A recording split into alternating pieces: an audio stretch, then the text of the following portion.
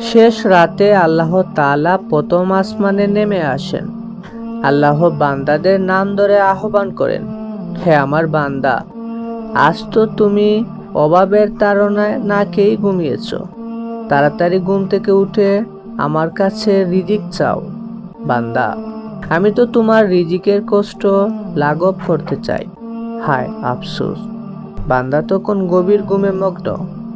এভাবে আল্লাহ আহ্বান করতে থাকেন, বান্দা, তুমি না হাসপাতালের বিছানায় 1 মাস ধরে চটপট করছো? চোখ খুলে আমার কাছে রোগ মুক্তির প্রার্থনা করো। তুমি কি জানো না, আমার অনুগ্রহ ছাড়া তুমি রোগ মুক্ত হবে না? হায় হায় যুবক, বুকে হাত দিয়ে বলতে পারবে এই মাসের মধ্যে ফজরের নামাজ পড়েছ? আমরা শুধু সুখ খুঁজতে খুঁজতে পাগল দিওয়ানা, অথচ যে ঘরে ফজরের নামাজ নেই সেই ঘরে বরকত নেই।